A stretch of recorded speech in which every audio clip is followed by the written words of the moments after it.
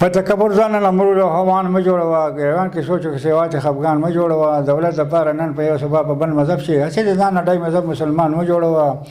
جونګړه ښه د یو څو شپې دي چې سبا شي پکې هسې هم پاتې دي ماڼۍ په ځان مه جوړوه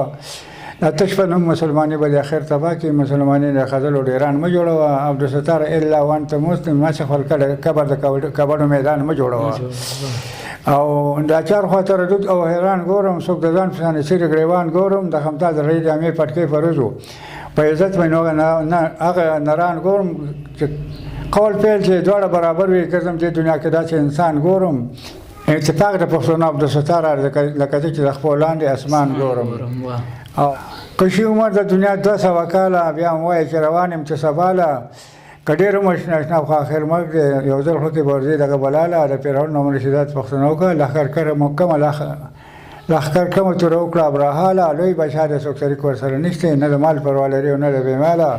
کله وشي چې بادشاه پکې فقیر شي کله چې بادشاه پکې فقیر شي کله بادشاهي ورکړي ګزاله درپسې د مرګ شعر عبدالستاره کې ریبه د غرمې له یا بېګاله وایي رښتونه یار په دې جهان کې نشته تڼۍ مې ځکه په ګریوان کې نشته ما وی یو څو کسوله اخلمتې خو غیرت او عقل په دوکان کې نشته چې ګندباز به یې د کلي شړل هغه څه خو په مسلمان کې نشته او چې بې پښتو ته مورنۍ ژبه وي هېڅوک په هغه خاندان کې نشته عبدالستاره پس د مرګه به یو خو د ژوندو قدر پاکستان کې نشته وایي چې مې نظر په چا وړو ولګي لکه سړی چې په چړو ولګي داسې لوګی مې د بدنه خېږي څنګه جوړ به بوساړو ولګي چې غنمرنګ انتظار نه کوي زما به خاص په سیکړو ولګي د یار د غول ول سټکي نه ښکته لاس مې د کوچو په پیړو ولګي مونږ خو هم د تا مالنده چې یو 50 په کېړو ولګي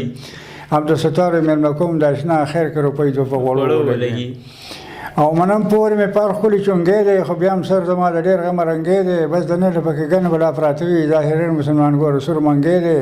چې بیا مه راځه نو خواته رانږدې شي خلک وایي ده سره کېدل سنګې دی ایله نن مې داسې لږ لږ اندازه کړو واقعي چې په یو ننګې دی دا تنګ پرتو کې پته دونه ښه دی لګي چې د اخر موړمال چکر تنګې دی او چې بمبار عبدالستار سره یادېږي نو په دې پوه شي چې هغه کار لنګې دی